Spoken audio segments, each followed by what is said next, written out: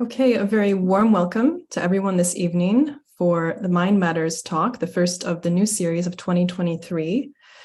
As many of you know, this series is our flagship online talk series at Mind and Life Europe, where we hear from some of the world's most preeminent voices in contemplative science and practice. In the past, we welcomed guests like Bialan Wallace, Mathieu Ricard, Mingyur Rinpoche, Roshi Joan Halifax, Richie Davidson, William Kukin, Stephen Batchelor, and many, many more.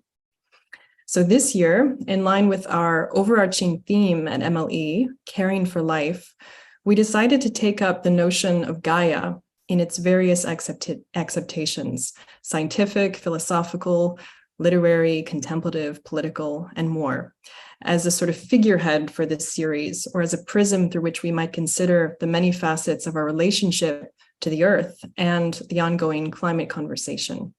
If you'd like to learn more about how we've started to think through some of these issues at MLE, especially in resonance with the enactive framework, you can take a look at our website, and we can link to that in just a minute, where we've shared a little bit more about the concept.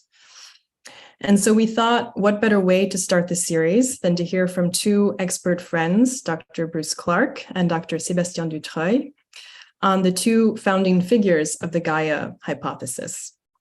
Bruno and Sébastien recently published a co-edited volume called Writing Gaia, the Scientific Correspondence of James Lovelock and Lynn Margulis with Cambridge University Press. And tonight they'll be presenting some of the broad brushstrokes of that project and much more in their talk, which is entitled Gaia's Voices, the Scientific Collaboration of James Lovelock and Lynn Margulis. So before we begin, just like to introduce each of our presenters this evening. Bruce Clarke is Paul Whitfield Horn Distinguished Professor of Literature and Science in the Department of English at Texas Tech University. His research focuses on modern literature, cybernetics and systems theory, narrative theory, and Gaia theory. He's held a number of prestigious positions. He's been a Baruch Blumberg NASA Chair in Astrobiology at the Library of Congress, a Senior Fellow at the Center for Literature and the National Sciences in the Frederick Alexander University in Erlangen-Nuremberg, and is Senior Fellow at the International Research Institute for Cultural Technologies and Media Philosophy at the Bauhaus University Weimar. He co-edits the book series Meaning Systems, published by Fordham University Press.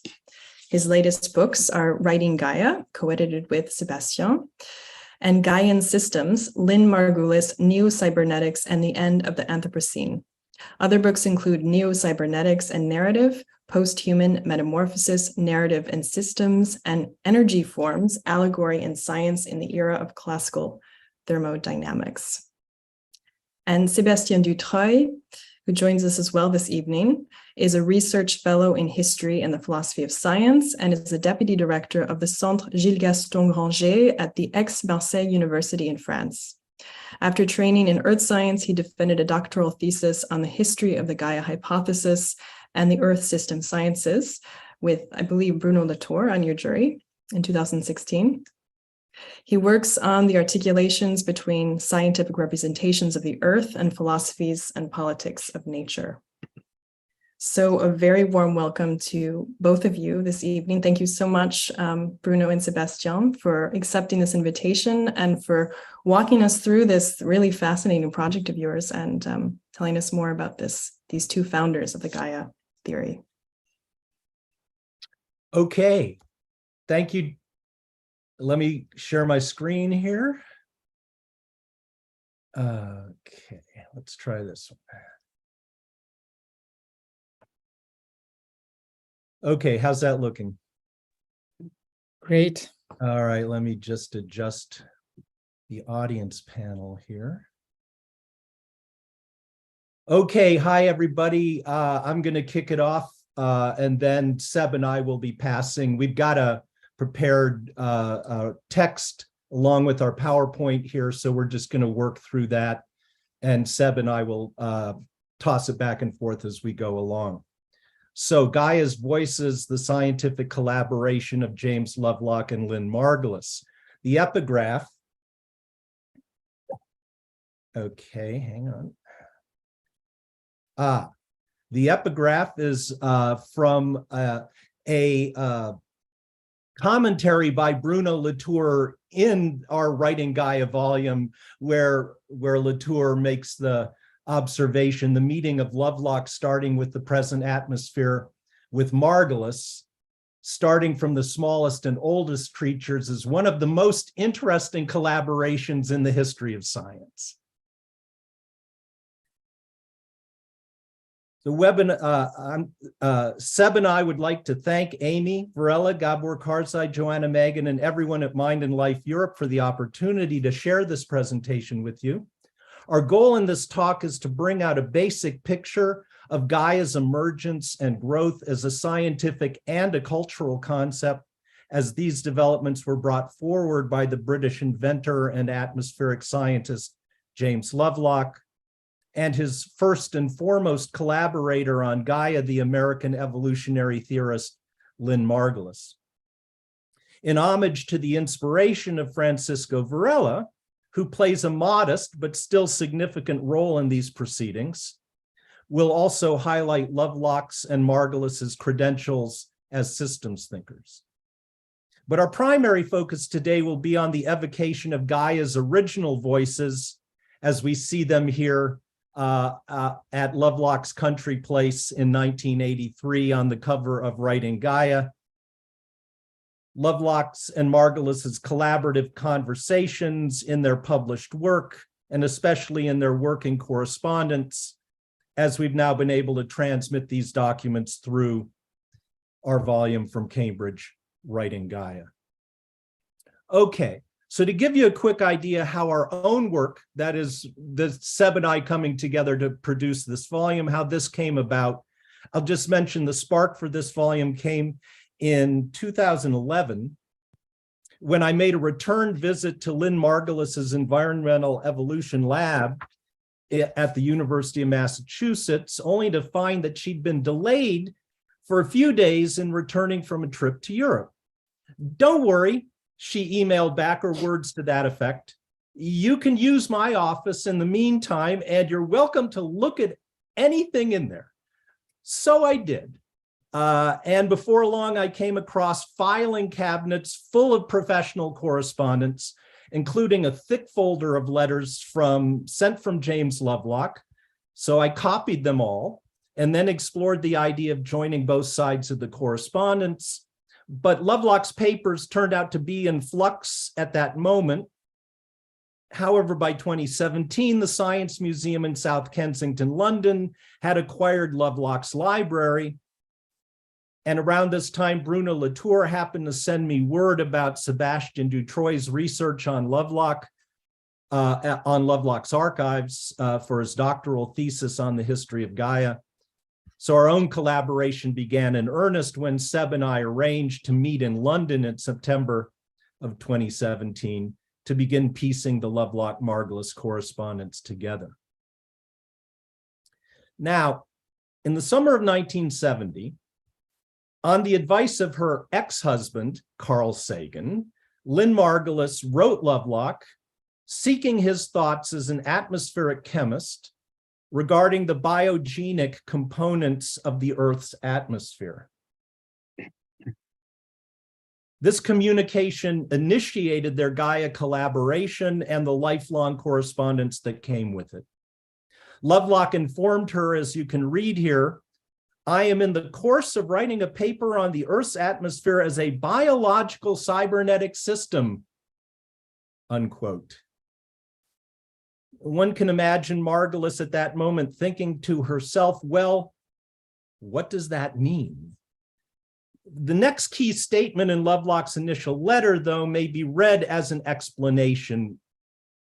Quote, I'm now tolerably certain that all the components of the Earth's atmosphere, other than the rare gases and perhaps water vapor, are biologically maintained.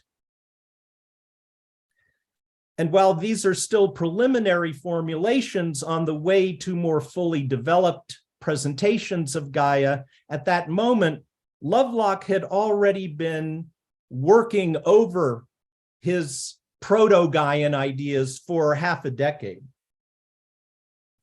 Earlier in Lovelock's gestation of the Gaian view, he credited living systems with producing the bulk of the contemporary atmosphere's reactive chemical constituents, thus making their persistence in reactive proportions cosmological biosignatures for life detection. The first article containing the word Gaia, Gaia seen through the atmosphere, presented it as a new object, the existence of which has just been recognized, namely the entity constituted by the living beings and their planetary interactions with the environment. The second and most famous early Gaia article, now co-written by Lovelock and Margulis, Atmospheric Homeostasis by and for the Biosphere, the Gaia Hypothesis, presented Gaia as the name of a scientific hypothesis or theory. Here, the core scientific questions were, could living beings actually regulate the global environment? And if so, how would that work? And for Lovelock and Margulis in general, Gaia was more broadly the name of a scientific research program, one that aimed at changing the objects, questions, methodology of previous scientific research, opening up previously now disciplinary boundaries. As a new entity, Gaia was to be the subject of a new kind of science. Finally, for both of Gaia's seminal voices, Gaia was to be construed as an even broader endeavor, as the central term in a newly articulated philosophy of nature's complex interdependencies. In short, by putting a potentially testable systemic description of planetary operation against the modern conception of nature and the Earth as a reducible to atomistic and mechanistic understanding, Gaia was to transform not only the sciences, but arguably our world cosmology, our ways of producing knowledge, of conceiving and relating to natural entities. So let us back up a bit to introduce our authors more fully. It is worth emphasizing that Lovelock was trained in chemistry, biomedicine, and engineering. His strong bent was not toward theory or philosophical speculation, but rather toward observation and empirical measurements. Had he not become famous for the Gaia hypothesis, he would still have earned a major reputation for the ECD, the electron capture detector, invented in 1957. This device enabled measurement of chemical compounds 1,000 times more sensitive than previously possible, transforming the sensitivity of atmospheric and environmental chemistry. Lovelock was then in demand as an international expert in chemical measurements, a status enabling him to establish himself from then on as a freelance consultant and entrepreneur. During the 60s and 70s, the decades of Gaia's elaboration, Lovelock is also doing work for major scientific institutions of the earth and environmental sciences, including NASA and NOAA, for secret services in the UK, and for major petroleum and chemical companies and instrument makers such as Shell, Imperial Chemical Industries, DuPont, and Hewlett-Packard. Even before his elaboration of Gaia, then, Lovelock was a top-notch scientist with a singular status, navigating between private companies and research institutions. In Atmospheric Homeostasis by and for the Biosphere, Gaia's central idea that a stabilizing negative feedback regime emerges from the composite influence of living beings on the geological environment. There is little doubt that living things are elaborate contrivances. Life as a phenomenon might therefore be considered in the context of those applied physical sciences, which grew up to explain inventions and contrivances, namely thermodynamics, cybernetics, and information theory. This is a quote from the article. While Lovelock was steeped in the first wave of such cybernetic concepts, his interest in self-regulating systems did not derive merely from theoretical readings, but more importantly from hands-on instrumental work. In his own scientific practice, for instance, feedback loops are what enable the electronic circuits of his devices to work properly. His Gaia concept is famous for comparing the Earth to an organism, but Lovelock was equally comfortable with the metaphor of the thermostat. Both the organism and the technical device can exhibit homeostasis, the ability to compensate for environmental perturbation. Nevertheless, the idea of a planetary physiology that exhibits a mode of atmospheric homeostasis in which highly reactive chemical constituents are biologically maintained at a far from equilibrium state favors the organic over the technical metaphor. Lovelock and Margulis shared this vitalistic bias. They believed that the planetary aggregate of life on Earth is immensely powerful and persistently expansive in a manner that vastly exceeds its physical, chemical, or geological counterpart. It is precisely this prodigality, in technical terms, of biotic potential that enables life to handle the long-term regulation of Earth's geological environment. Thus, their cybernetic conception of Gaia delivers an enhanced systemic view of the biological contribution of its own environment. So as far back as the papers Lovelock wrote on life detection for NASA in the mid-1960s, this intuition regarding the central importance of life on Earth found its expression through the physicist Erwin Schrödinger's seminal text of 1944, What is Life? Extending Schrödinger's conception of living beings as negentropic, that is, as entities that increase their internal order by exporting disorder to their environment, Lovelock observed that Earth's atmosphere itself constitutes a highly ordered thermodynamic system within its environment. Our atmosphere operates far from the inertia of thermodynamic equilibrium, and the free energy kept available by this state of disequilibrium is actively consumed and maintained by the activities of living beings. Lovelock had assembled this much cybernetic and thermodynamic scaffolding around the idea that living beings and their geological environment constitute a far from equilibrium planetary system that, over the long haul, maintains the stability of the biosphere. By the time he joined forces with his first and most consequential collaborator on the Gaia hypothesis, Lynn Margulis. Now, one generation younger than Lovelock, Margulis began her academic career in the 1960s with specialized training in genetics and cellular systems. When they began their scientific partnership in 1971, Margulis had already debuted her signature theory within her own field of symbiogenesis the previous year, concerning the emergence of new life forms from the permanent merger of previously evolved organisms. In her formidable first book, Origin of Eukaryotic Cells, that was the end of the sentence of her debuting her own theoretical bona fides in this particular book. So her theory regarding the serial endosymbiotic origin of the eukaryotic cell had already taken Margulis well beyond the standard evolutionary thought of her moment. Its elaborate frontispiece, which I show you here, presents a detailed early version of serial endosymbiosis theory, most of which would be later elucidated through molecular analysis of genomes, and most of which still stands as solid, accepted or normalized science more than half a century later.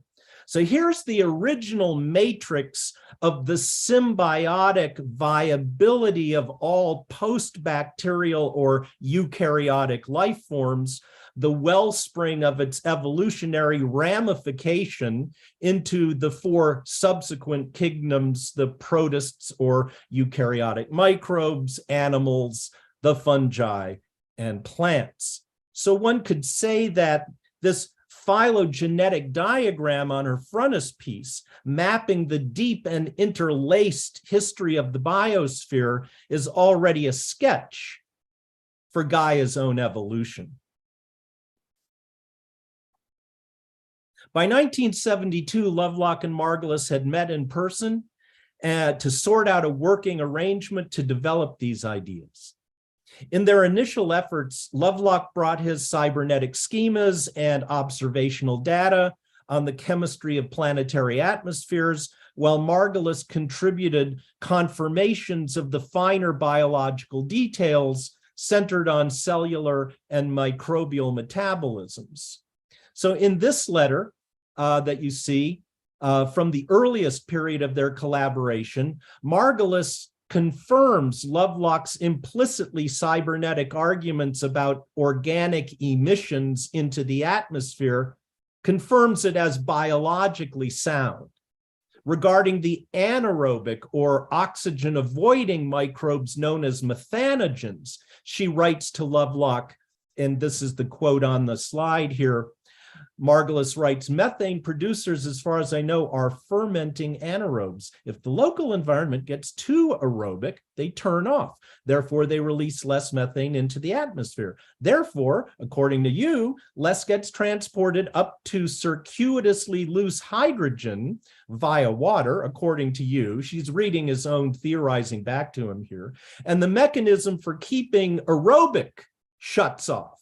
This provides more anaerobic niches, and the methane bacteria go to work again. So you see this beautiful feedback cycle set forward, and she affirms your basic conceptual plan here must be correct. So their early correspondence shows them working out comparable scenarios by which living beings, bacteria in particular, in their pervasive planetary distribution throughout the microcosm at the foundation of the biosphere, could regulate diverse variables of the global environment, such as the concentration of atmospheric gases, be it oxygen, carbon dioxide, or methane, could also regulate the acidity and salinity of the oceans, and by extension, the global state of the climate. Their scientific positions were complementary, not only in terms of disciplines, Lovelock in chemistry, Margulis in microbiology, but also with respect to their geographic locations on either side of the Atlantic, repairing several initial rejections. If you can imagine, their first Gaia papers were shot down, but they would publish 3 co-authored Gaia papers in 1974 in specialized scientific outlets. They developed their seminal scientific and popular papers on Gaia throughout the decade of the 1970s while working closely through the International Mail. Now, with the 1980s, Lovelock and Margulis gradually took different approaches to Gaia, diversifying the science and theory of Gaia in the process. The major development here was the computational model called Daisy World. Invented by Lovelock and his doctoral student Andrew Watson, Daisy World was a highly adaptable computer simulation of Gaia's emergent climate regulation.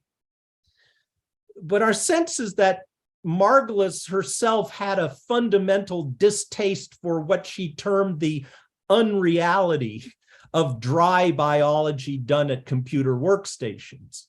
In any event, her letters show her pulling away from the Daisy World project. And perhaps a vestige of Margulis's concern remained in the introduction to the first Daisy World essay, lead authored by Watson with Lovelock, where they state what they're up to with their program. Quote, by simplifying our biosphere enormously, we can describe it in terms of a few equations borrowed directly from population ecology.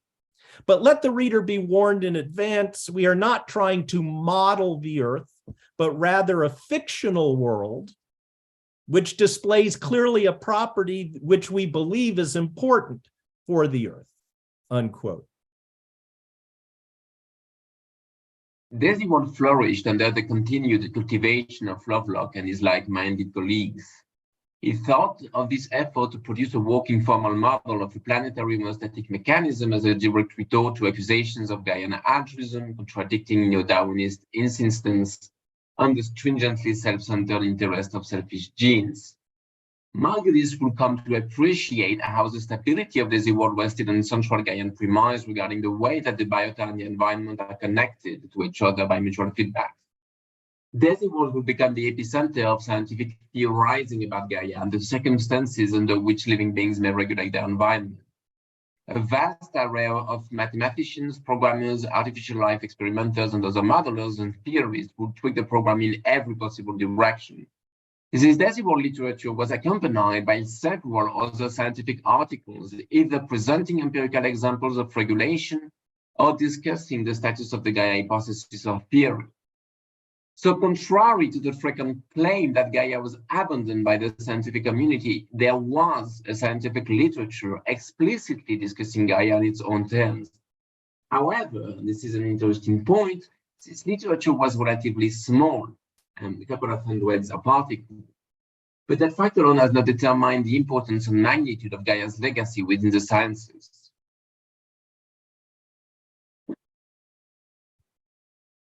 Both Lovelock and Margulis were clear about how their large ambitions exceeded simply the clinching of a hypothesis. Lovelock would propose the term geophysiology as an acceptable way to mainstream the content of Gaian science. And earlier in the correspondence, as you see here in 1975, Lovelock tweaked the word Gaia into Gaiology, transforming it into the name of an entirely new science. As Margulis writes to Lovelock at the very outset of their collaboration, referencing Thomas Kuhn's concept of the paradigm shift in his influential work, The Structure of Scientific Revolutions, she writes, "After all, we are involved in attitudinal scientific paradigm Kuhn change." Lovelock, for his part, repeatedly makes assertions such as, quote, "Gaia is a new way of organizing the facts about life on Earth, not just a hypothesis waiting to be tested." And at a conference of the American Geophysical Union held in 2000, Margulis underscored Gaia's philosophical dimensions by comparing the rise of Gaian science to the emergence of natural history out of natural theology at the end of the 18th century. Quoting her now from her introduction to this collection of essays, Margulis wrote, quote, "That age of exploration of the seas and lands generated natural history in the same way that here in our day, satellite technology and the penetration of space brought forth Gaia theory," unquote. She emphasized Gaia's potential to reunite natural disciplines splintered by modern trends toward specialization, insisting that Lovelock's science reinvented natural history. Quoting her now, "reinvented natural history, the enterprise from which biology, geology, atmospheric science, and meteorology had not yet irretrievably divorced themselves," unquote. And in that light, as Margulis went on to unmask the true identities of our friends, right? So astrobiology, which in the meantime had been sort of developed by NASA as coming out of the exobiology of that was the term used in the earliest days of Lovelock and Margulis's work within the NASA milieu. Astrobiology is the field of natural history reinvented to be fundable for a wide variety of scientists, whereas Earth system science, which is now kind of the mainstreamed name under which this multidisciplinary panoply of disciplines basically does Gaian science. Earth system science is none other, says Margulis, than Gaia herself, decked in futuristic garb and made palatable to the hard rock scientists, especially geophysicists. And indeed, Gaia's core ideas have pervaded the contemporary earth sciences and the climate politics that stand beside them. coming out of the 80s, a new scientific field is constituted under the name of system science. This field inherits Gaia's conception of the Earth as a complex system made of the living beings and the environment with which they interact. Compared to the small scientific literature, which I mentioned previously, Earth system science has become a massive field with thousands of scientists documenting and studying global changes affecting the Earth. Interestingly, even though the Earth system science inherits its conception of the Earth from Gaia, the mentions of the Gaia label in this literature are quite scarce. Instead, the general public encounters Earth system science under the name of important new concepts, articulating the knowledge and politics of the Earth, the Anthropocene, tipping elements, and planetary boundaries. The history of system thinking in the second part of the 20th century underpins the Gaia story through three generations of Gaian thinkers. As we noted earlier, Lovelock's system thinking, developed in the 50s and 60s, was fastened on the first-order cybernetics of self-organizing system, self-regulation through negative feedback, and the closely allied discourses of energy and entropy that connected thermodynamics to information theory. In contrast, upon our exposure to the work of Maturana and Varela in the 70s and 80s, Margulis will endorse the second-order cybernetics embodied in the concept of autopoiesis. And the more recent generation, that of Tim Lenton and other system scientists, is imbued with a theoretical framework of complexity theory, a paradigm which developed since the 80s, popularized under the label of the chaos theory.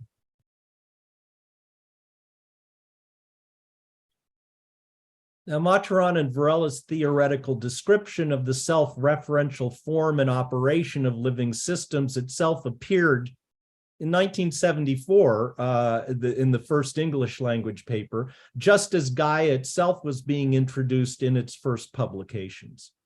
So we think the concept of autopoiesis gave Margulis a clarifying criterion for the autonomous self-production of living systems, in contrast to the more comprehensive and computational cybernetics of control systems that remain the focus of Lovelock's efforts. Margulis's theoretical fervor on this issue reads like an implicit counter to Daisy World's production of digital parables about a virtual planet, in favor of what she called autopoietic Gaia, a conception in which the Earth system taps the flow of solar energy to maintain and complexify its continuous self-production as a planetary system. So in the 1980s, autopoietic theory became a fixture in Margulis's texts, not only in regard to Gaia theory, but also running the ecological gamut from the minimal cell to the biosphere. Francisco Varela provided a sketch, if not a blueprint, for these developments. And bootstrapping the concept of autopoiesis to her work on symbiosis and environmental evolution, Margulis extended Lovelock by taking the science of Gaia on a distinctly neo-cybernetic path. The concept of autopoietic Gaia was a way to keep her symbiotic planet anchored to the biota. These systemic conceptions of nature and life underpin the emergence of a broader worldview. Others have used different terms, metaphysics, a paradigm, a new conception of the Earth, a new cosmology, and so on, to encompass these larger dimensions of Gaia.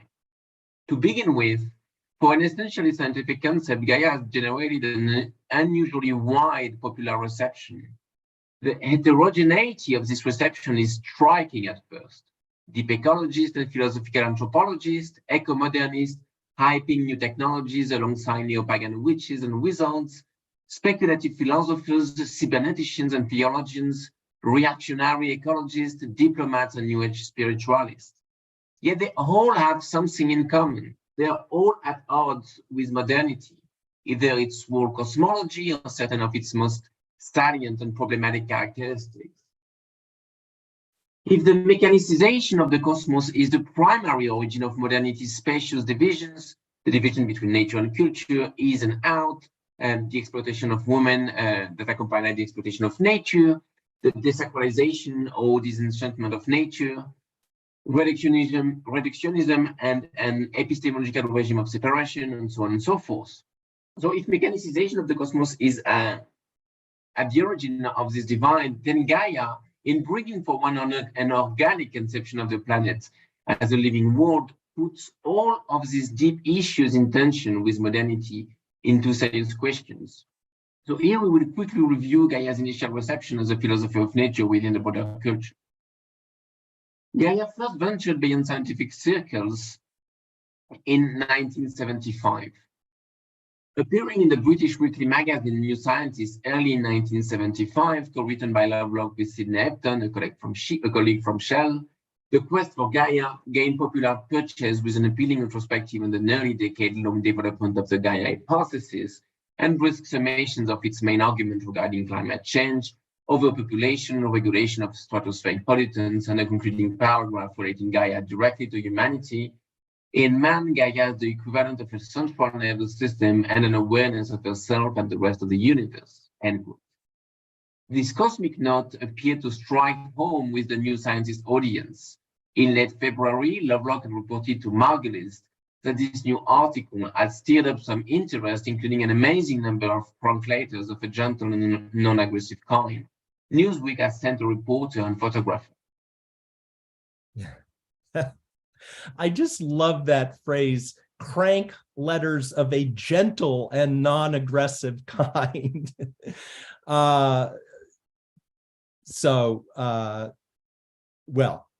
Continuing on. Now, so that was Lovelock's first really significant foray into popular presentation of the Gaia hypothesis. Over stateside, we get this development. In the spring of 1975, Margulis wrote to Lovelock with the news that Stuart Brand, the prime mover behind an important West Coast outlet of alternative thought styles, the Whole Earth Catalog, and now editor of its lively spin-off, Coevolution Quarterly, quote, she writes Lovelock, wants to do what looks like a whole issue on Gaia. He is claiming that his journal is responsible and responsive, refuses to compartmentalize science, and that my accusation that he's into food faddism and astrology is totally unfounded, unquote. Well, that summer, Coevolution Quarterly indeed arranged for a substantial presentation of Margulis's new Gaia article for a consequential audience with deeply environmental leanings, a generally erudite lay readership, largely unconcerned with mainstream professional niceties, replete with scholarly references, detailed tables, multi-source sidebars, evocative graphics, and author photographs. The atmosphere circulatory system of the biosphere, the Gaia hypothesis, mixed scientific depth and popular appeal. Subsequently, numerous Gaia articles and items, variously authored by Margulis and Lovelock, appeared in Coevolution Quarterly and its eventual successor, Whole Earth Review. These notices brought Lovelock and Margulis to the attention of William Irwin Thompson, whose Lindisfarne Association also began its own operations during these same years. And in direct collaboration with Lindisfarne fellow Francisco Varela, in fact, it was Varela who suggested to Thompson that let's invite Margulis and Lovelock to our next meeting. Thompson invited Lovelock and Margulis to the 1981 meeting of the Lindisfarne Association, bringing Gaia's voices together with the biological systems thinkers, including Heinz von Förster, Maturana, and Varela, and also Henri Atlan. So this event would leave an appreciable intellectual mark on the science writings of Margulis in particular. So summing up now, The planetary speculation Lovelock presented to Margulis in his first letter in 1971 set into motion an unusually robust series of wider scholarly and cultural waves. Gaia progressed from the offbeat thought experiment Lovelock conceived and contemplated in the later 1960s to a viral meme, which it remains today. It's everywhere in one form or another. A mobile intellectual phenomenon comprehending the return of space exploration upon the Earth itself and broad disciplinary upheavals in the earth and environmental sciences. Gaia also tapped into the nascent planetary consciousness announced back in 1968 by the first Earth Day as background to radical countercultural aspirations centered on ecological witness and the remediation of environmental degradation. And Lovelock and Margulis were both variously sympathetic to the range of spiritual and existential currents unfolding from Gaia beyond the academy and mainstream disciplinary activity. They chose to consort with the selection of the intellectual elite among the lay supporters with whom they made common cause, especially in their dedication to the Lindisfarne Foundation. But all the same, the correspondence clarifies that while these extracurricular contacts brought certain kinds of social and intellectual gratification, what they still both held to be foundational was the approbation of their scientific peers. And indeed, by the turn of the current millennium, Gaia's scientific research program was being steadily mainstreamed by its own professional proponents, precisely as a system science. Contrary to what this phrase once suggested, the Gaia hypothesis today is not so much a proposition waiting to be tested, as it is the basis for a philosophy of nature adequate to the moment. Just as Margulis' own renovation of evolutionary ideas around the concept of symbiosis offered a new philosophy of life, radically changing how we think about biological individuals, Gaia, too, coupling the life of organisms and their ecological niches together, the system producing planetary habitability, has changed the way we think about the Earth. So Gaia's continued to develop into an ecological and environmental worldview, broad philosophy of nature's interconnectedness, underpinning a number of significant contemporary representations of Earth and life in the scientific, political, and cultural debates over global climate change and broader environmental issues. It would be Lovelock's own feeling, at least on occasion, that major strides in what he called their long battle to establish Gaia were being accomplished by the later 1990s. He was fairly sanguine about how it was going with Gaia, and he had good reason to be. Just as Margulis herself had predicted in 1990, as we see in this letter here, noting to Lovelock that, well, I'm loath to call the Earth an organism, as you know, but of course, it is a live system, and those mechanical-minded parochials who resist the idea will look as silly as the physicians who resisted Harvey's claims that the blood circulates. Another decade, and the paradigm shift will be complete. Thanks. Thanks for your interest.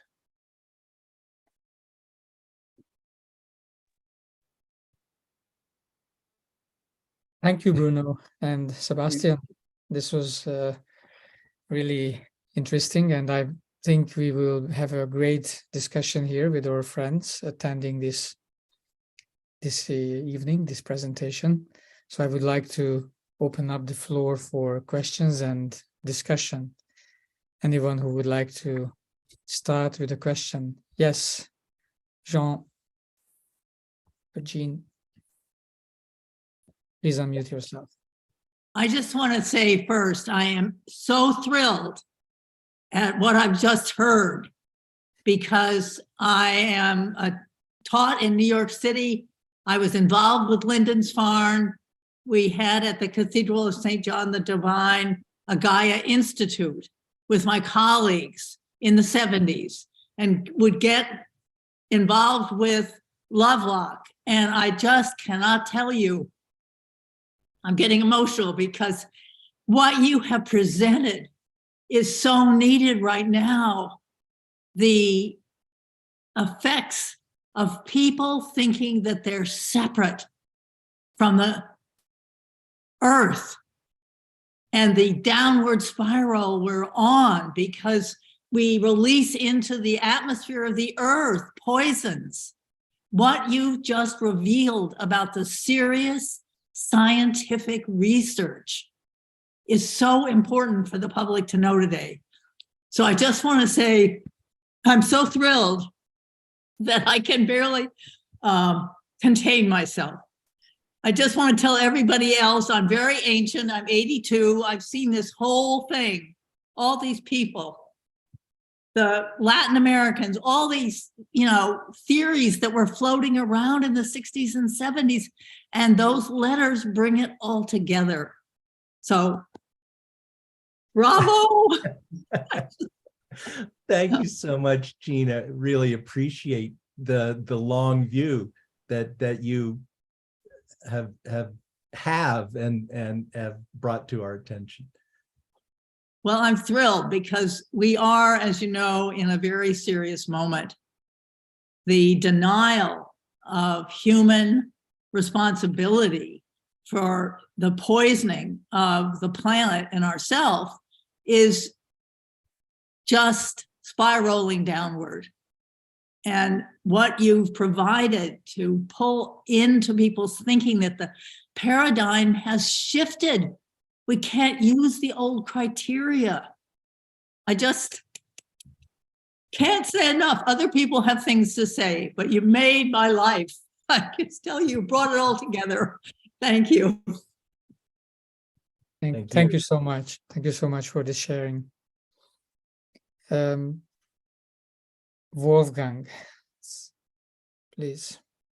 Thank you. Thank you so much for this amazing presentation. The previous participant has said it all. I want to ask specifically, as towards the end, you mentioned, quoted from that letter, I am loath to call the earth an organism. And I'm very curious because in some way, when myself not coming from these kinds of fields at all, but somehow in my heart I would feel very compelled to think, yes, of course the earth is an organism. I wouldn't see what could be detrimental about it. Why should one be loath to call it an organism, or might there be a reason to apply caution? And maybe there's some kind of balanced view. And I'm very curious if you have something to say from your own perspective or from what you know in more depth about Margulis and Lovelock. Sure. Seb, I think I'll take this one because it's a great question because this was a kind of inside dispute between Lovelock and Margulis. Lovelock was, I would, relatively cavalier in his metaphorics regarding Gaia, and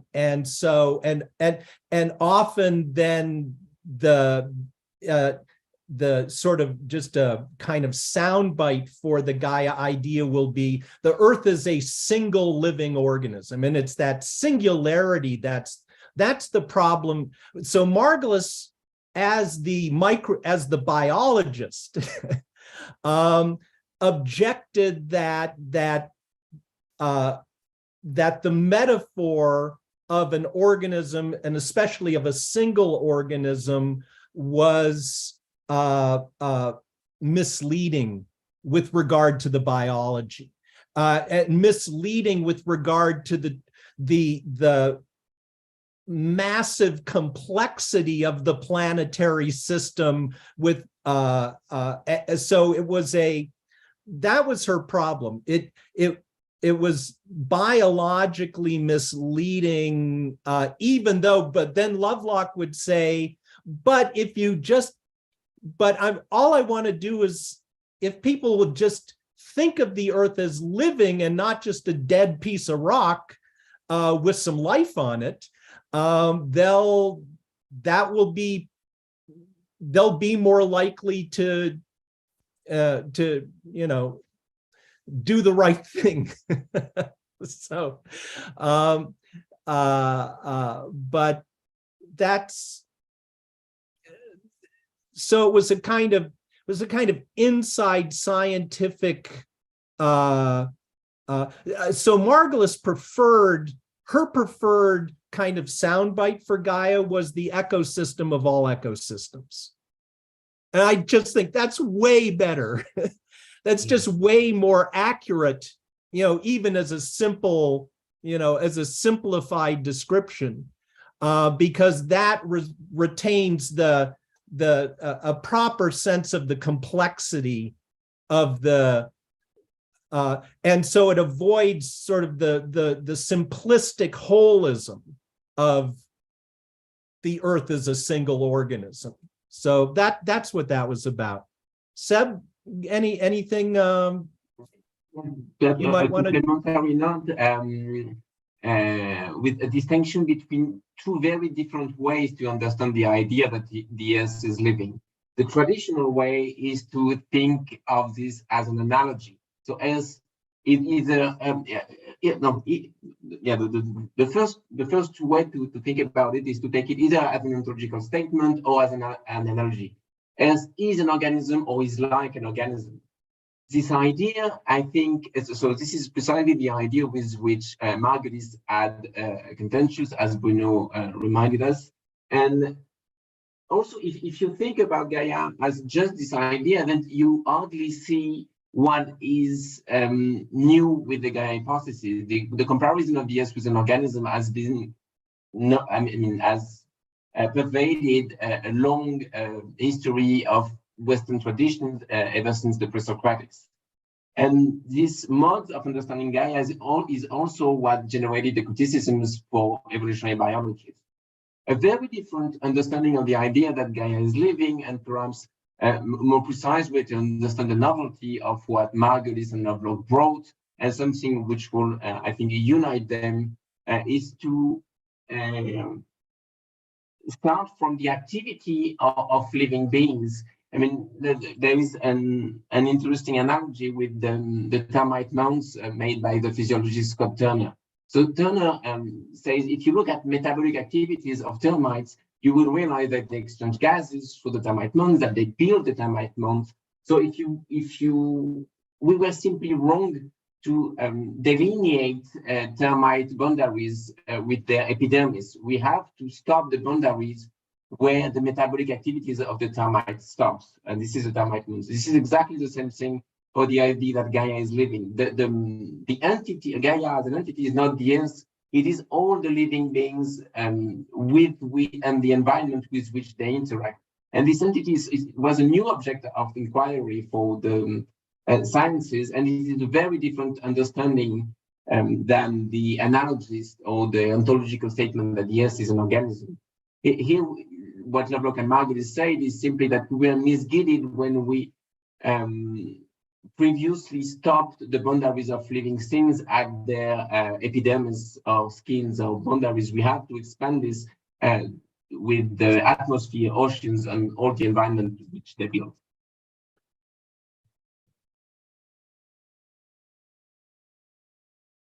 Thank you, Wolfgang. Michael and then Robert. Michael. Hi, I just have a question.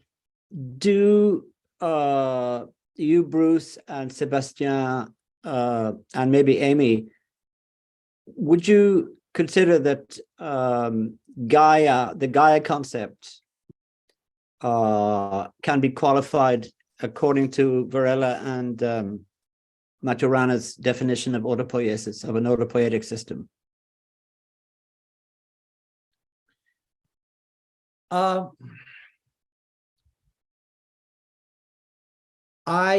mean, this was Lovelock really left that question aside. This was Margulis's initiative, and we kind of rehearsed, I think, the kind of polemical interplay that would lead Margulis to make the effort to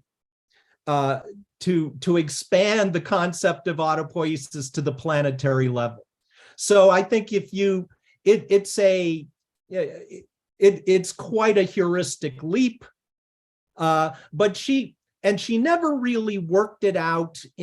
That is to say, it was a suggestion, as we saw on that page. That was a page from their really beautiful book, What is Life? But that's a popular, that's basically a popular text. I think it's a complicated question, and I try to address it in my book on Gaian systems and Margulis and neo-cybernetics. So I would just say Margulis herself saw real benefit in bringing autopoiesis into the Gaia discussion.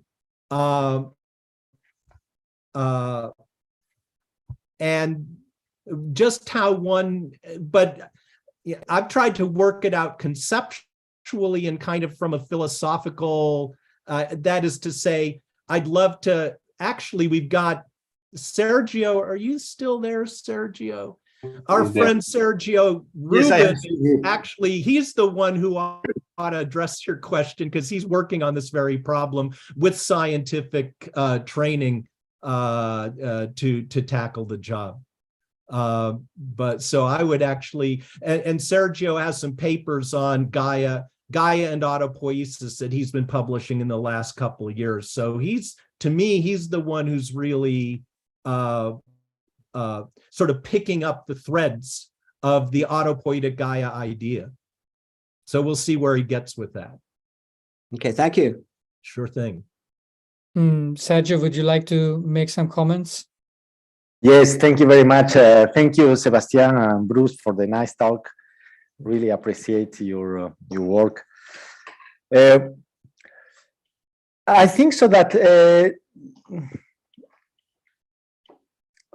in the meetings that Margulis and Lovelock and together with Varela, that William Irwin Thompson published finally in these two nice compilations books on the Gaia as a new biology and Gaia emergence. I think so that there is a kind of a discussion between mostly Lovelock and Francisco Varela, when Varela is saying if autopoiesis is an if Gaia is an autopoietic system, I think so that the first implication on that is that the system is autonomous. We have tried to show that in somehow the Earth can be organized at least at the molecular level as an autopoietic system that self-produce components. And these components have links to how the climate can behave in somehow. I think so that still a way to go on that path, that to still explore with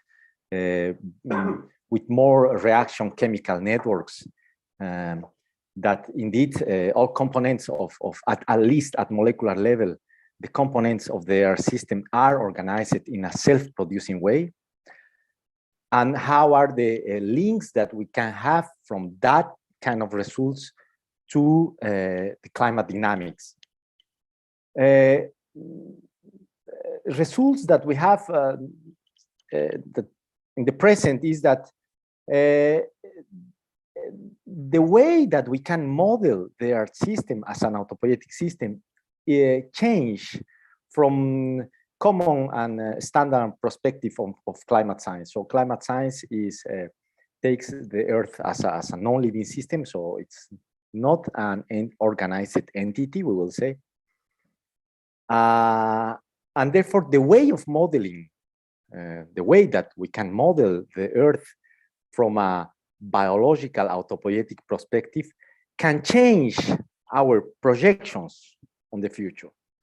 Because if we take the system, if we started to model and think that the Earth is organized as an autopoietic system, then the projections itself on the climate dynamics can change. So I will say that it has implications on the climate modeling and the policy making that we can have, and the future perspectives of how we can relate our technosphere to what is coming. Because if we started to model the planet, our planet, from a biological autopoietic standpoint, we find that the discussion of Varela and Lovelock in the meetings that Thomson published are at the center of the attention, because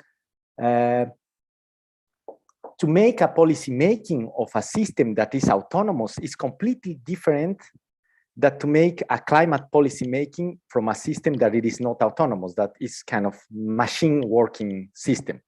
And I think so that the switch and the really contribution of Varela, Maturana, and Robert Rosen as well is basically give us the opportunity to tackle and to take the Gaia hypothesis from a perspective that physical science nowadays are not taking into consideration in that way.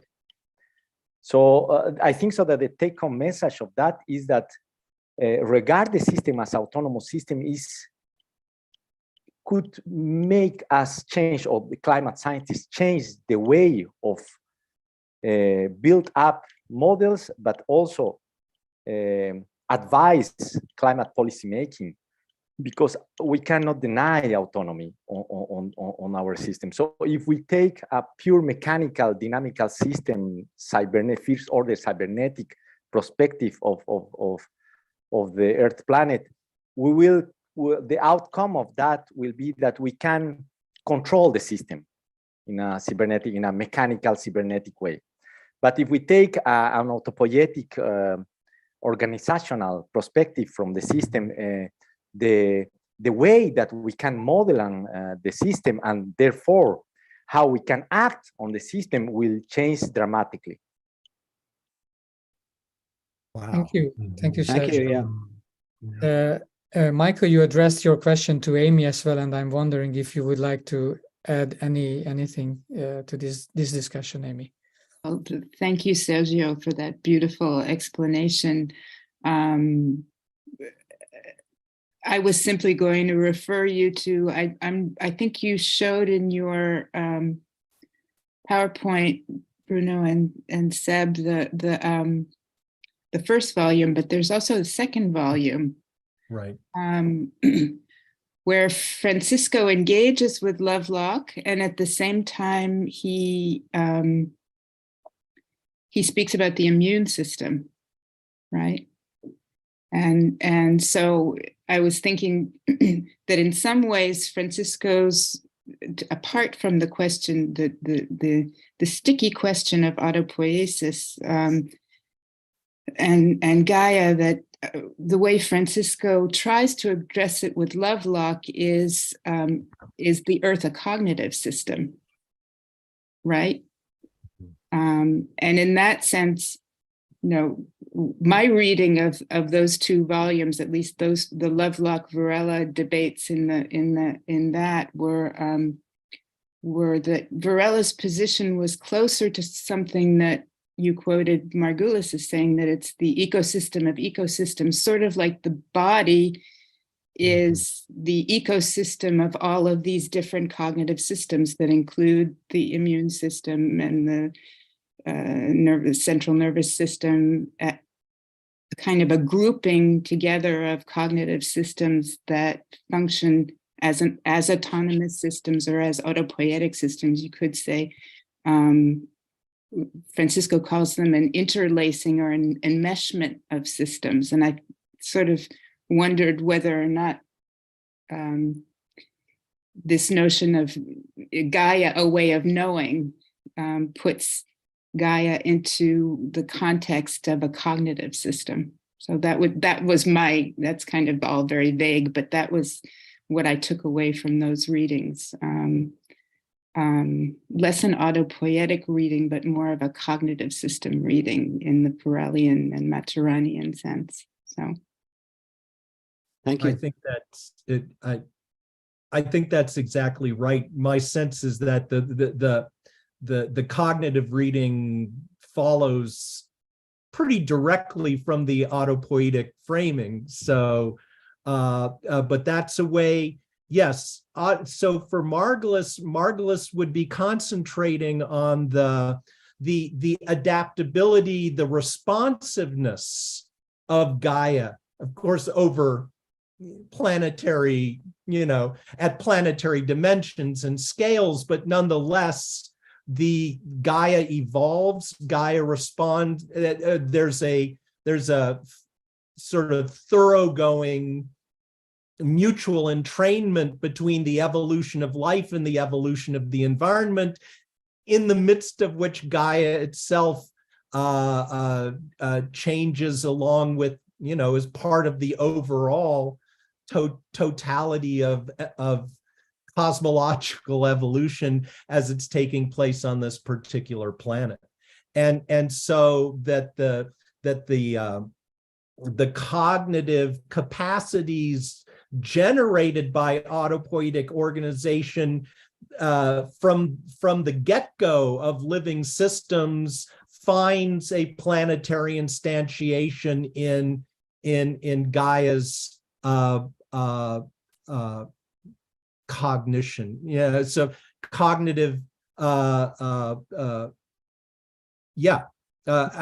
just as a way of conceptualizing that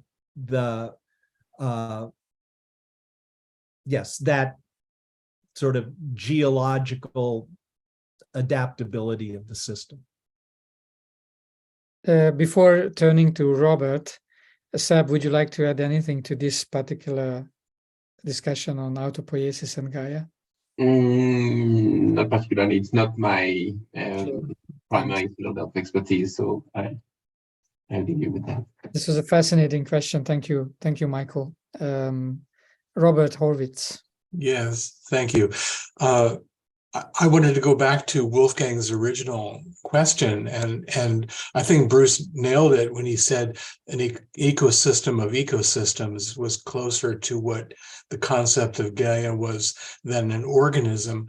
But just to clarify, if you're not familiar with Lynn's work, she's the one who had the insight that the parts of a complex cell, the mitochondria, the nucleus, the other specialized organs, came into being as separate creatures that found they could not just interact, but actually cooperate. And then to the point where their cooperation became so intense, they could not live without each other.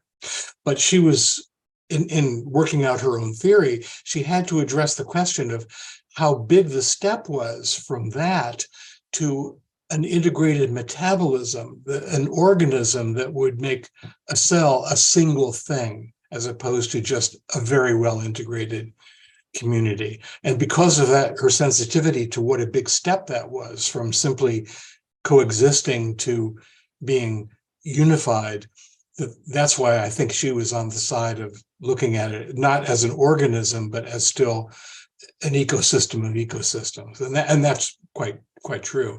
And what we have now is not so much a conscious, cognitive Gaia, but something more in the nature of a reflex, or a chemical response. I would say if humanity can provide some cognitive guidance or intelligence. That would be a wonderful thing for humanity to do, but I don't know if we're capable of it.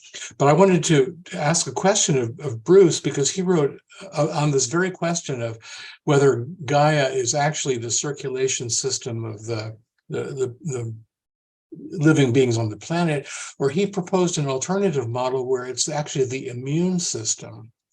And I thought that was a fascinating shift. And I wonder where you stand on that now, Bruce. Do you still think of Gaia as primarily just a kind of circulatory system, or do you really see it as something more like an immune system? Oh, well, yeah. I mean, I don't.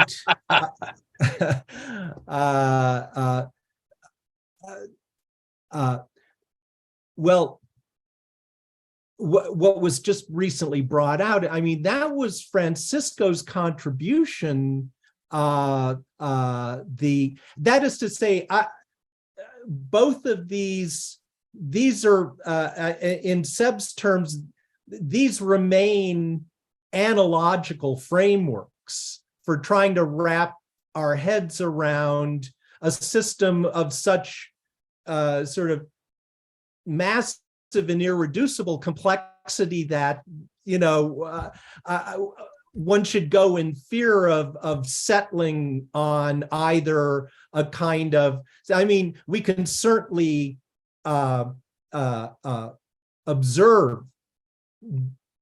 geobiochemical cycles, okay? So these would be circulatory loops of in and out of the moving in and out of the biotic and abiotic spheres of the planet.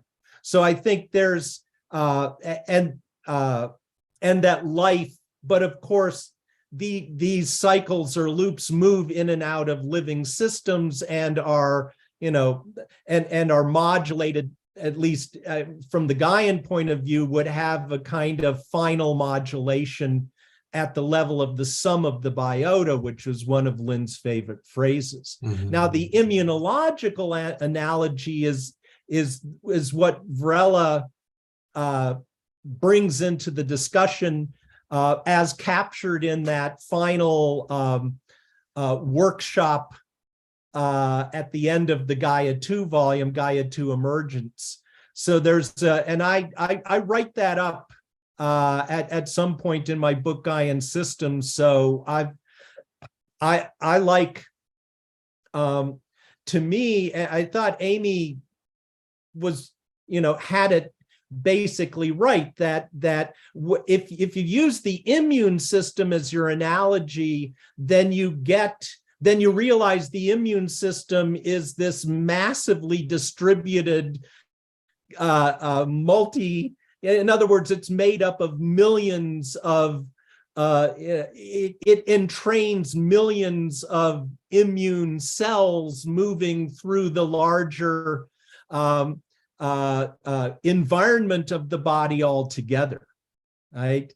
And so the benefit of that analogy is that it to me, yes, it's like the immune system is an ecosystem within the body as an environment, and so the immune system is itself interacting with the nervous system, the gastric, all the other.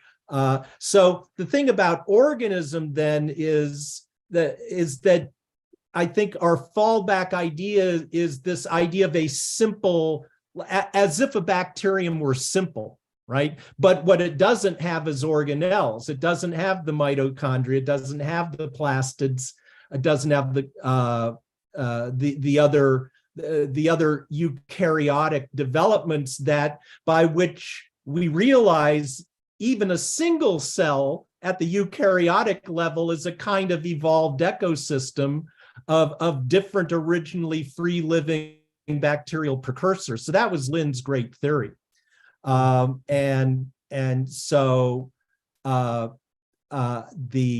I think we want to keep coming to remind ourselves of that life is complex all the way down. And so that even starting at the autopoietic level of the minimal cell, which is Maturana and Varela's starting point, you set the stage for the unfolding of new of new kinds of beings, and then new kinds of aggregations, pushing the whole evolutionary process along. And I think Gaia is so it's helpful to me to see. In fact, it was on Lynn's letter, the last letter I showed that was handwritten, where she says the paradigm shift will be complete. She goes on to say that it's Gaia that selects, right? In the large evolutionary scheme, it's Gaia that selects. It's not natural. Gaia is the natural selector for evolutionary change. So that was Lynn's ultimate view of how these two things connect. Thank you.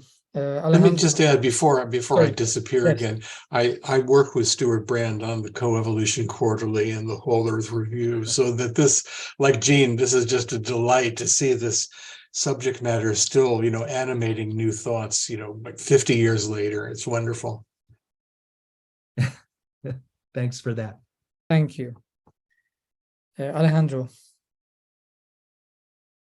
Yes, thank you. And thank you very much for organizing this very interesting discussion. I have a question for Bruce, and maybe especially for Sébastien.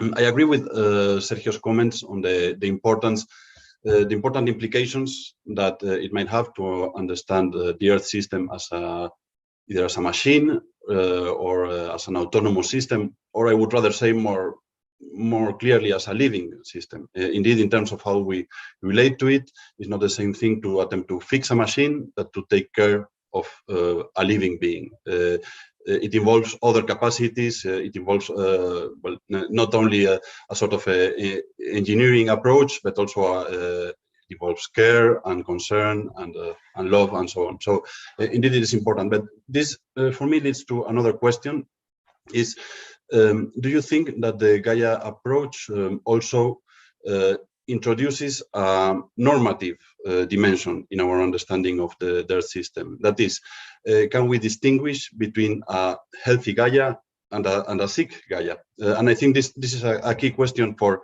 the topic of this series of conference, when we say is Gaia as a gateway for the climate conversation, because there's this discussion, well, okay, the climate is changing, but in the end, it's about saving ourselves or about taking care of humanity. In the end, Earth will take care of itself.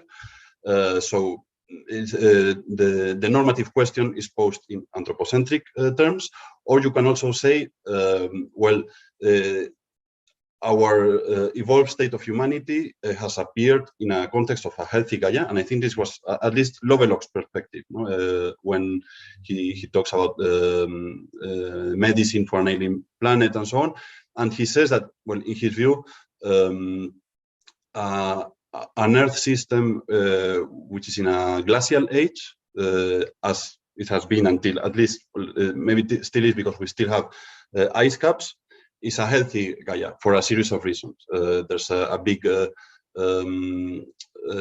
temperature contrast between the equator and the pole. This allows for a big transport of mass. There's more land that is available for biomass. Well, we could go on about this. So do you see this perspective as legitimate? And can we say that through the Gaia lens, we also incorporate a normative view on how the Earth is better, or is the Gaia normativity completely apart from ours? Okay, Seb, go for it.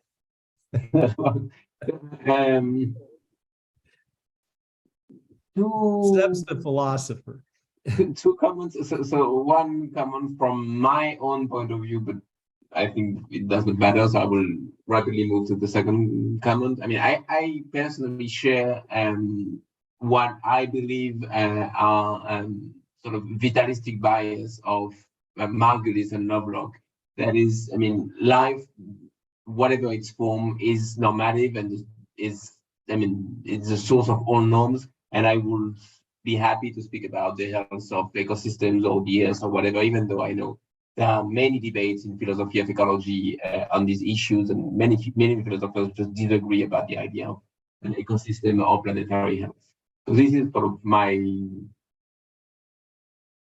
point of view, if you like. On a more historical note, I've been personally puzzled by Lovelock's normative and concrete positions. So arguably, I mean, Gaia has inspired a vastly diverse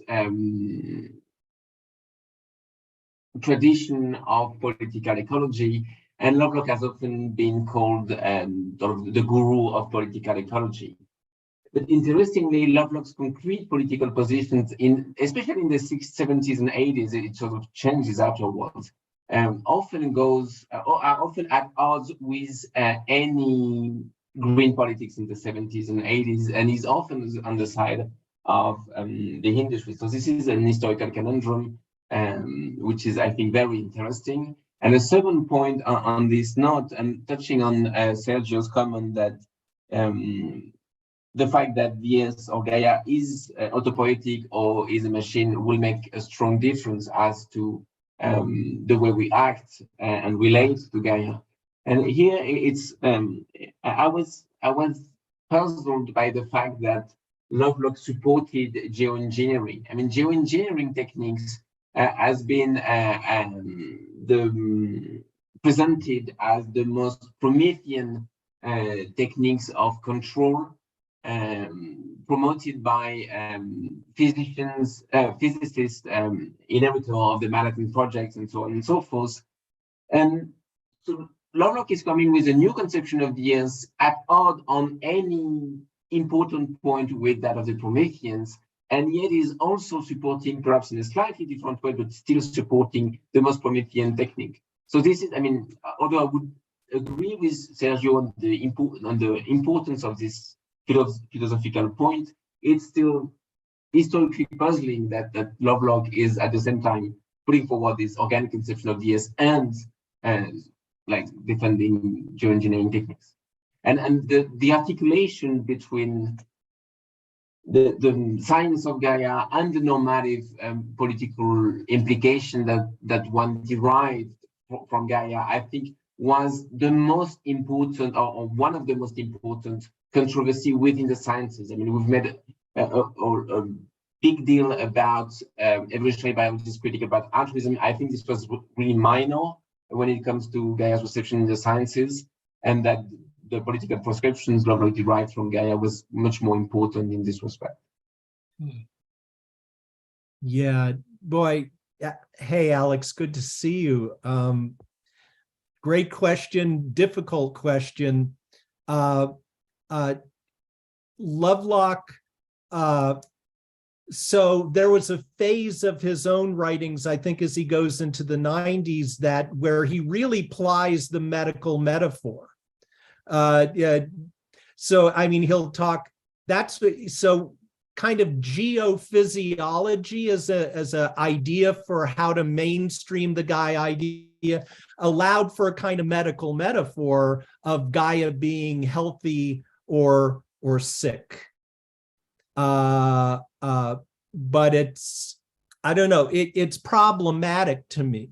But you're right, he would say Gaia likes it cool, right? So the ice ages were the health of Gaia.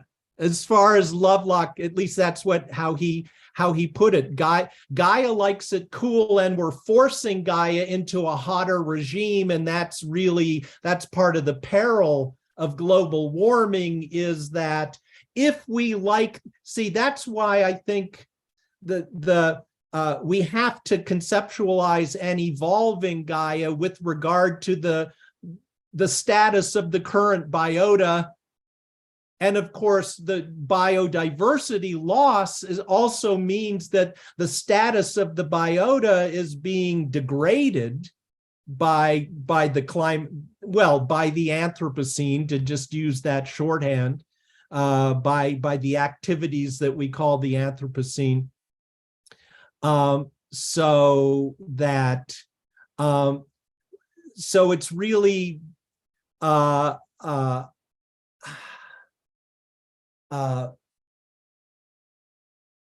but it's still, these are metaphors, right? I think I agree with Seb that life sets its own norm, okay? And so Gaia in its inextricable collaboration with the possible habit of, with what can survive on the planet given the state whatever state it is forced into by whatever those pressures might be, whether they're cosmological or evolutionary. In other words, the norm is a moving target. It's not an ideal. And so we're always coming at it as, yeah, if we like the Gaia we've currently got, then we've got to stop doing what we're doing to push Gaia into a new state where it resets itself at a world that's just a whole lot hotter than the one that we've got. Some kind, yes, life, I see a long future for life, but then you read Lovelock's, I don't recommend it, but if you actually do read Lovelock's last book, he kind of gives up on Gaia and defaults to the cyborgs. And where the hell did that come from? It came from this kind of engineering, sort of mechanistic cybernetic tinkering Jones of Lovelock, that he never, and to my reading, he finally he leaves organic cybernetics, even in the form that he conceived it as, like, of living systems, and goes back to information theory. We end up with a world of bits, and we're left with a what does he call it? The Novacene, where the intelligent machines take over, and gradually they don't even need Gaia anymore. It just seems like this kind of final dystopian flourish that we got from Lovelock that makes us wary, or at least that has to be balanced out with I think what we want to retain. In a way, that's why Margulis just has to stay in the Margulis is really the foundation of, I think, what we broadly would consider the biotic norming. That life is the ultimate value, okay? And it's not, I mean, that's just it, that, anyways, I'll stop.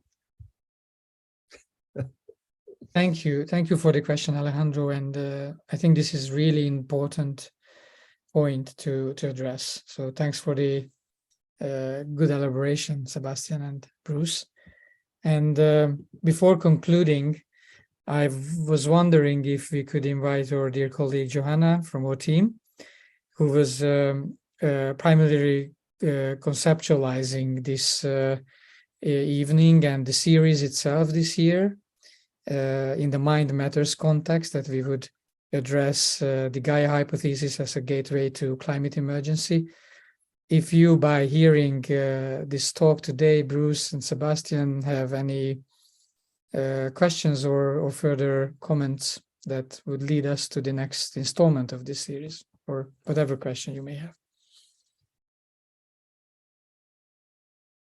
Yeah, thank you. I just wanted to, this is more of a cultural history question, and I am taking it sort of back from the technical aspects of it, but I was just wondering, Seb, you said at one point that the early arguments for Gaia and the proponents of Gaia all sort of had in common that they were at odds with modernity. And so that could lead us to, a number of conclusions about why there were so many different phases of resistance to Gaia as a hypothesis, Gaia as a philosophy of science, Gaia as a science system. And I'm just wondering if you could tease that out a bit more and sort of bring us up to 2023, and where do you see us in relation to that now? Because I'm aware that, you know, there are still a lot of skeptics out there, especially in sort of evolutionary biology. A lot of people will raise their eyebrows when you say Gaia, or sort of smirk when you make reference to it. And I'm just wondering, you know, what sorts of phases of resistance and why did you witness in this? And where are we today? Okay, vast questions. So, sorry, we didn't have time.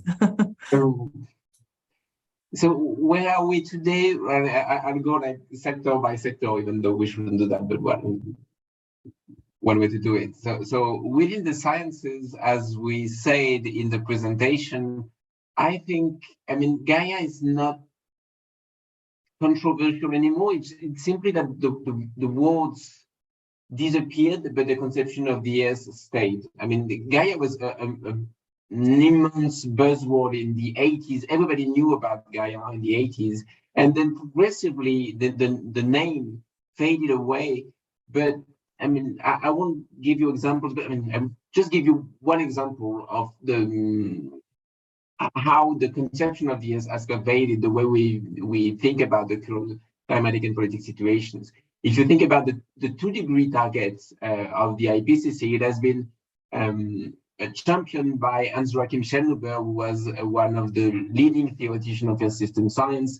And when Schellenhuber tries to plead for the importance of the 2-degree targets, he will compare this augmentation of temperature with that of the fever of an organism. So he said, I mean, 2 degrees is not that much if you think about the different regions or the inside or the outside of a house. But if you think about a slight perturbation that can trigger the collapse of vast organs of Gaia, such as the thermal circulations or the tropical rainforest and something like that, then you can think about it as the fever of an organism. And this comparison, Schellenhuber directly drew it from the Gaia hypothesis, even though it does not mention it. In terms of the cultural reception, I think it's the same thing. I mean, it was much more popular in the 80s, but I think it's now gaining traction again, especially in a vast like academia and cultural reception toward the work of Bruno Latour, Isabelle Stengers, and so on, who are themselves popular not only within the universities, but in a broader level. So I'm sort of losing what I wanted to say, but perhaps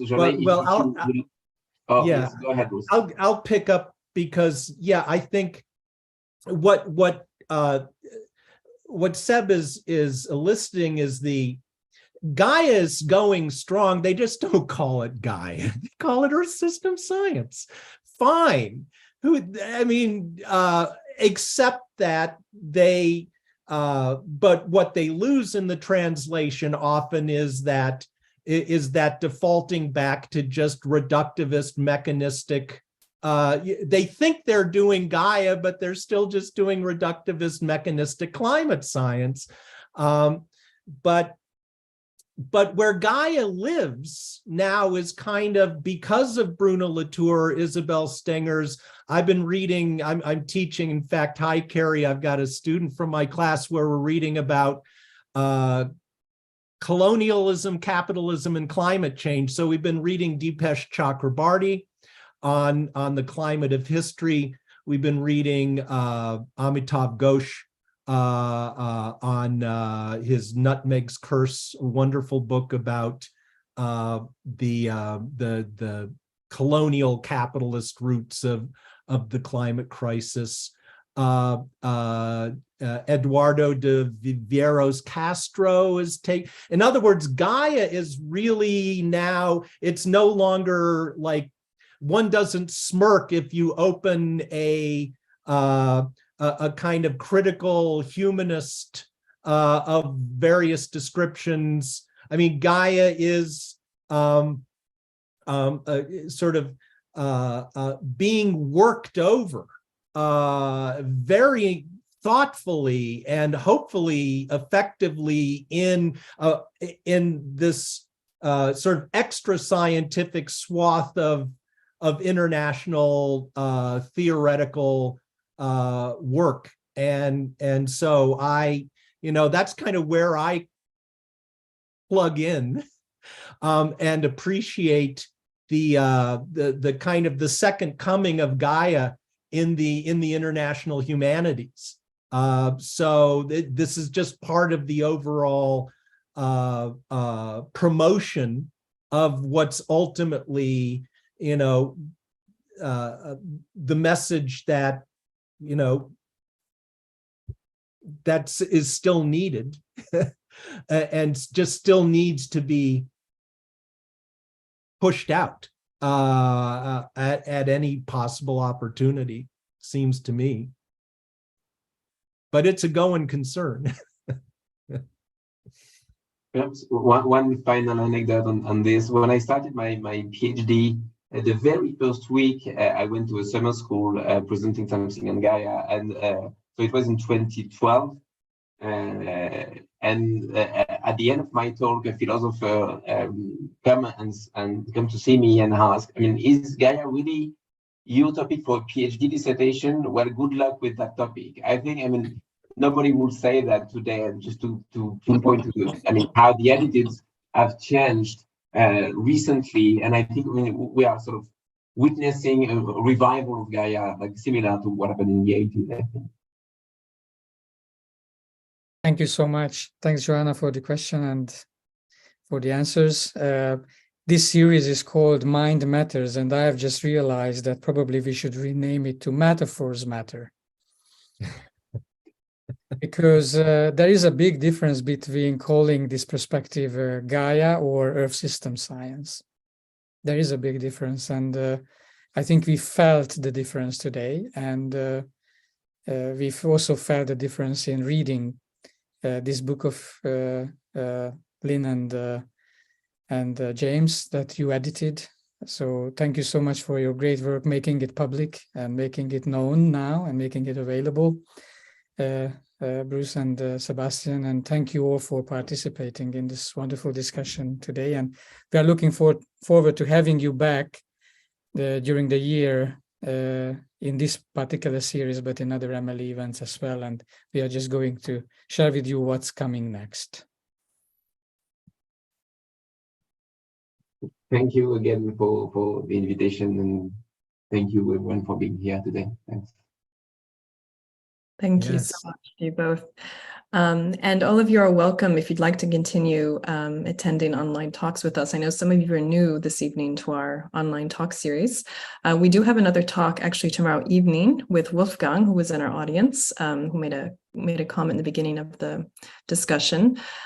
He's one of our association members, and we have a special talk series for MLE Friend subscribers, featuring many of our MLE Association members who are scientists, philosophers, contemplatives, and Wolfgang has a background in physics and specifically in creating collaborative cultures in science and academia, and he's got a lot of experience with that. So he's going to give us a talk tomorrow at 6 p.m. Central European time.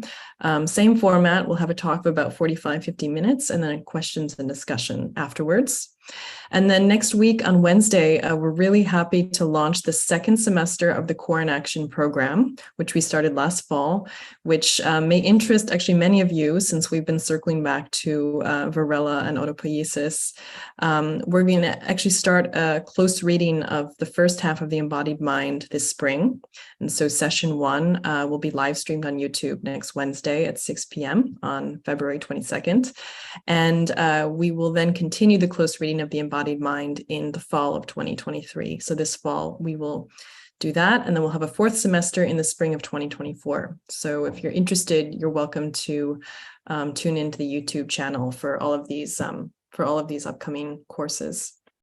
So thanks again to everyone, and have a great evening. And thanks especially to Bruno and Sébastien. This was really, really fascinating. Thanks, everybody. Thank you so much. See you next time. Bruno.